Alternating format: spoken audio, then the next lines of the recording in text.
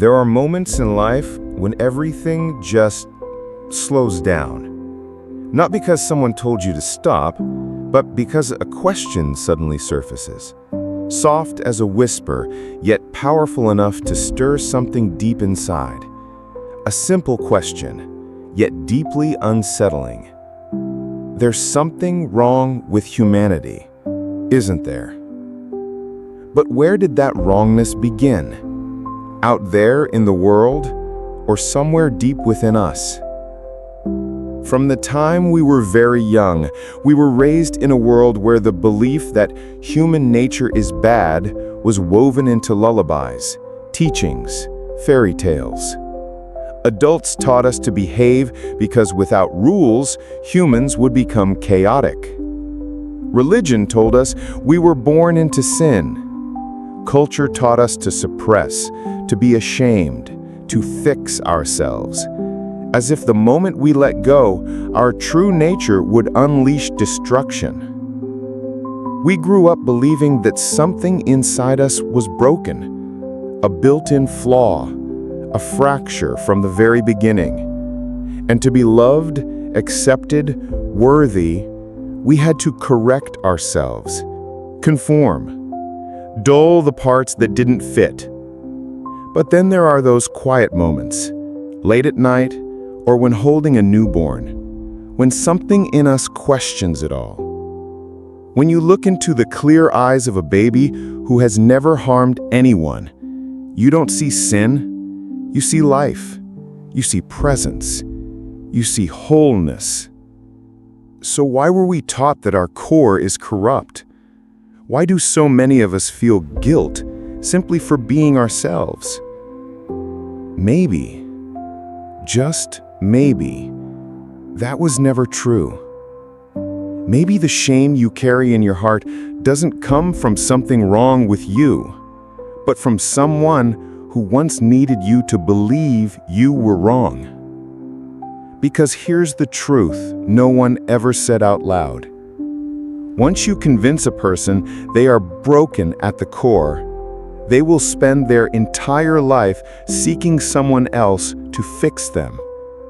And in that, a system is born. Not just of religion or politics, but of collective psychological control. One that profits every time you doubt your worth. One that thrives when you're too afraid to trust your inner voice. Carl Jung, one of the great minds of the 20th century, once said, "The most terrifying thing is to accept oneself completely." But he didn't believe humans are born evil. In fact, he believed we are born whole, and that it is life, culture, trauma, rejection that teaches us to exile the parts of ourselves that don't feel acceptable. This isn't just a video. It's a journey, an unmasking, an invitation to step into one of the most radical, powerful questions of all. If I was never bad to begin with, then why have I spent my whole life trying to become good?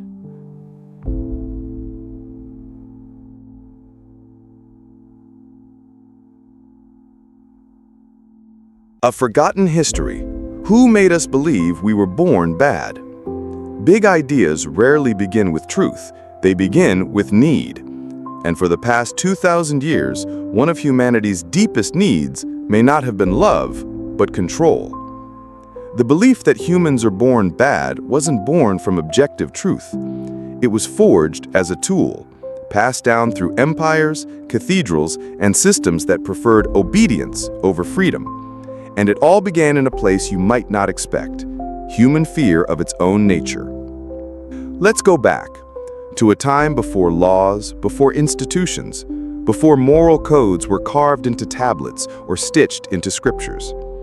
In those early days, people lived by emotion, instinct, and uncertainty. And those in power, from priests to kings, quickly discovered a disturbing truth. Guilt is more effective than force. Because if you convince someone that they are wrong at their core, they will hand over their power willingly. Not because they were conquered, but because they believe they need to be saved. And so emerged the doctrine of original sin, a spiritual idea with a political function, arguably the most elegant psychological script in history. You were born guilty, not because of something you did, but because of something someone else once did. And you, though you never lived that story, must carry the weight of it anyway. From there, entire systems were built. Systems where you must ask for forgiveness just to exist, where you were never good enough without an external guide, where the problem was never the world, it was you. Now imagine that belief repeated for generations in churches, schools, family dinners, textbooks, media. No wonder we grew up doubting ourselves. No wonder we feel something is wrong, not because it is, but because we were taught to feel that way. Carl Jung once said, "I am not afraid of other people's darkness. I am afraid of the way society teaches them to deny it." And that is the heart of it all. This idea that we are born evil does not come from the soul. It comes from a story so told so many times by so many voices that we forgot something crucial. It's just a story.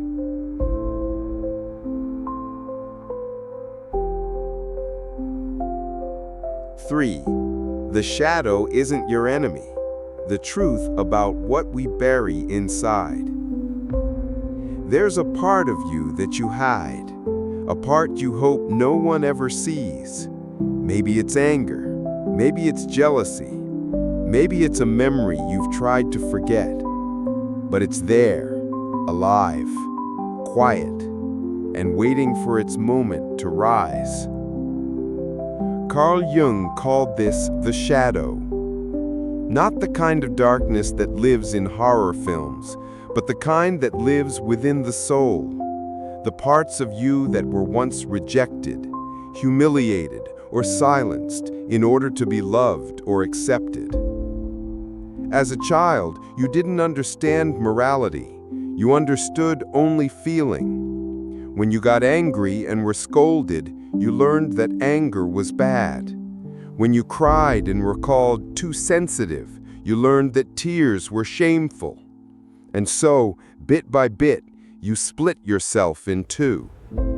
You kept the parts that were praised, obedient, quiet, agreeable, and you pushed into the dark everything that made others uncomfortable, your real feelings, your voice, your fire. But here's the paradox. What you bury doesn't die. It doesn't disappear. It lives on in your unconscious as your psychological shadow. And if you don't make it conscious, it will control you. When we don't understand the shadow, we find ourselves erupting with rage out of nowhere. We lie, manipulate, hurt people we love without knowing why. But Jung knew why. He said, "One does not become enlightened by imagining figures of light, but by making the darkness conscious." That means the shadow isn't evil. It's just the part of you that was once taught it didn't deserve love. But it's also the map back to your wholeness. The shadow isn't something to destroy. It's something to see, to listen to integrate. You are not bad because you have a shadow. You only become dangerous when you don't know you have one. And that's the part society doesn't want you to realize. Because if you start to believe that your dark emotions deserve compassion, if you stop judging your sadness, your rage, your fear, you become free. You stop being easy to control. You stop needing others to tell you you're good because you've learned to hold even the parts you once feared.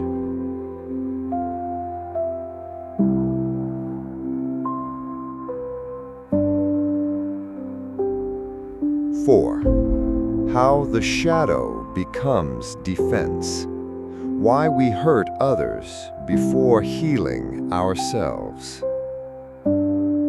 There's a saying you've probably heard before: hurt people hurt people. But Carl Jung would argue that this truth only scratches the surface, because the way pain passes from one soul to another isn't always direct.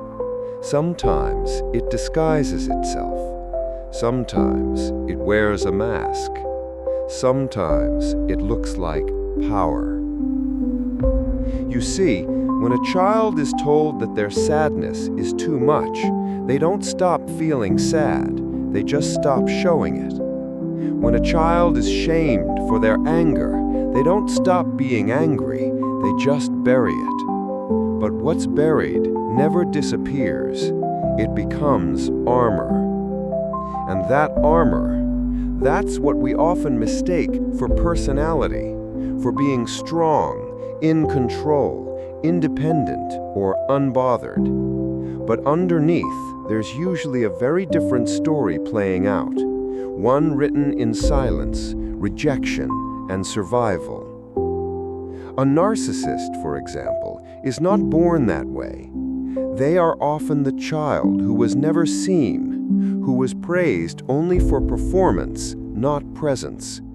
So they built a mask, a polished self, confident, untouchable, to protect a soft, empty center that still longs to be loved for simply existing.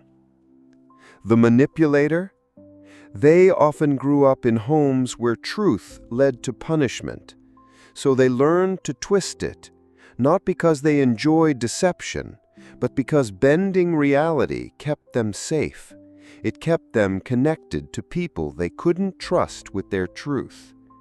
And the abuser? So often they were once powerless, voiceless, wounded in ways no one ever acknowledged.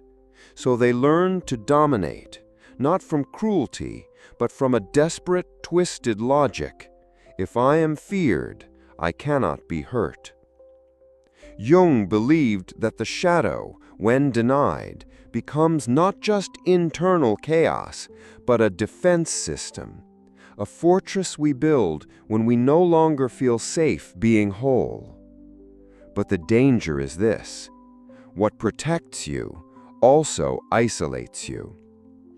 And slowly, your defenses start hurting the people around you, because all the parts of yourself that were never loved start demanding attention, sometimes through rage, sometimes through withdrawal, sometimes through silence that cuts deeper than words. And here's the heartbreaking part. Most people don't even know they're doing it. They think they're surviving. They think they're being strong, but really, they're bleeding on people who never wounded them. Because unconscious pain becomes a cycle passed from parent to child, partner to partner, generation to generation, until someone stops and says, "Wait, this isn't mine, and I don't want to carry it anymore." Jung's work reminds us, you cannot heal what you won't face, and you cannot love others while hiding from yourself. So if you've ever looked at your own behavior and thought, why did I say that? Why did I push them away? Why do I keep hurting people I care about? You're not broken. You're not evil. You're armored. And it's not your fault that you had to build those walls. But it is your responsibility now to notice them, to soften them, to begin the terrifying, beautiful process of removing them. Because healing doesn't start with trying to be better. It starts with understanding why you ever felt you had to protect yourself in the first place.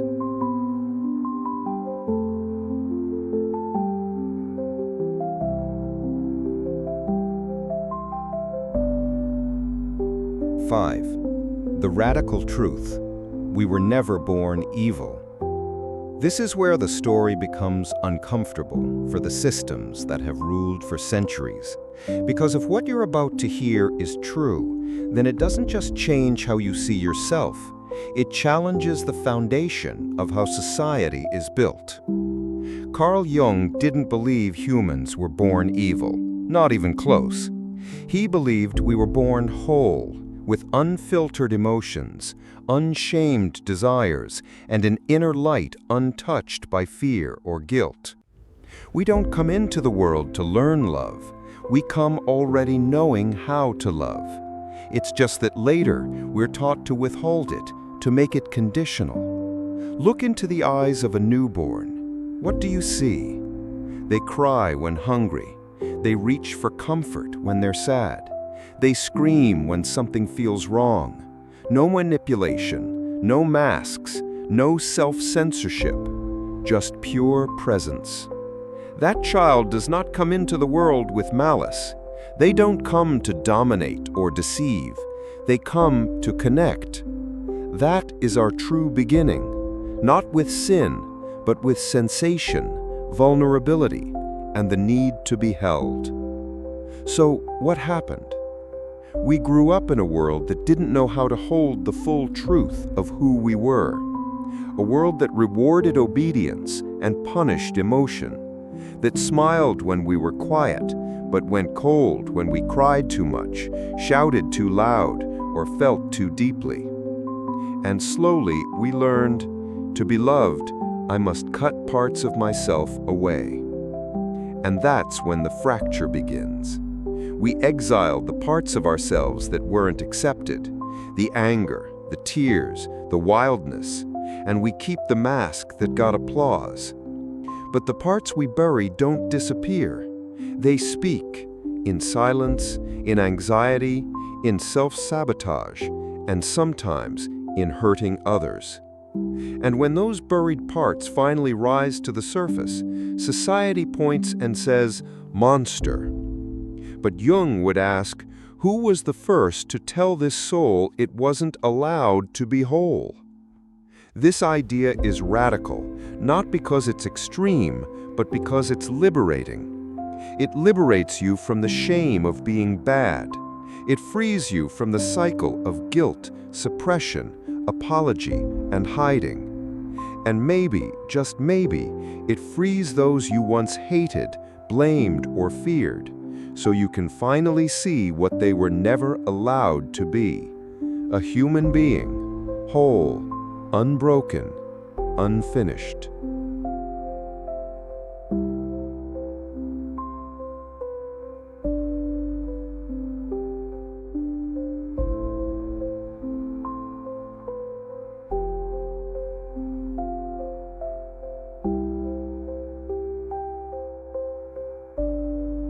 Six, the label of evil, how we disconnect from ourselves and each other. When did we start calling wounded souls evil? At what point did anger become a sin, sadness become weakness, and pain become something that deserves punishment? We invented a word, short, simple, and powerful, to discard everything we don't understand. Evil. And we've used it like a label, a chain, a sentence without a trial. But every time we label someone as evil, we're not just condemning them, we're severing a part of ourselves. Because the moment you believe that person is nothing like me, you create distance, you build a wall. And from behind that wall, you no longer need to feel. You don't need to understand. You don't need to sit down and ask, what happened to this person? Carl Jung believed that what we call evil in others is often just the shadow within ourselves that we haven't had the courage to face. And society knows this. So instead of teaching us to look inward, it teaches us to project outward. The thief, the liar, the traitor, the manipulator. We invent names to sleep better at night. But the truth is, many of these people were once just children who were never heard. Souls that once loved. Souls that were hurt. souls that were rejected so many times they forgot who they were. The danger isn't in evil itself. The danger lies in the belief that we are incapable of becoming it, because that belief steals our awareness, our compassion, and our ability to heal. You cannot heal what you deny. You cannot help someone you see as inherently lost. And you cannot heal yourself if you believe that some part of you must be destroyed. Carl Jung said, "The shadow that we do not face will appear outside as fate." And if we keep calling pain evil, we will keep fighting each other, when what we truly need is to sit and listen.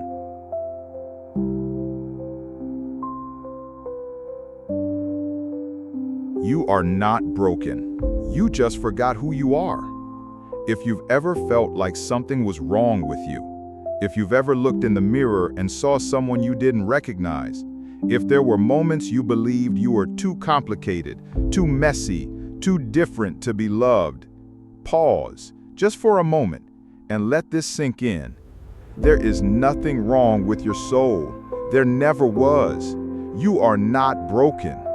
You've just forgotten who you are. You've been carrying too many voices that were never yours. The voice of the adult who told you to stop crying. The voice of a society that told you to be perfect. The voice in your own mind that whispers, "I'm not enough." But beneath all those voices, something has remained untouched. Your original presence. The wholeness you were born with. The curiosity, the sensitivity, the brilliance that no one could take from you, only distract you from. Carl Jung called the journey back to the self individuation, the process of reclaiming all the parts of you that were hidden, silenced, exiled, and bringing them home. Not to become a better version of yourself, but to become whole again. Not perfect, not polished, just you. Full and worthy exactly as you are. You don't need to destroy your darkness. You only need to bring it into the light with awareness and compassion. Because when you understand your shadow, you'll begin to understand others. And in that space, where the war within finally softens, healing begins. The world doesn't need more good people. The world needs whole people. And if you're still here reading this, maybe you're already ready, not to become someone else, but to remember who you were before the world told you to forget.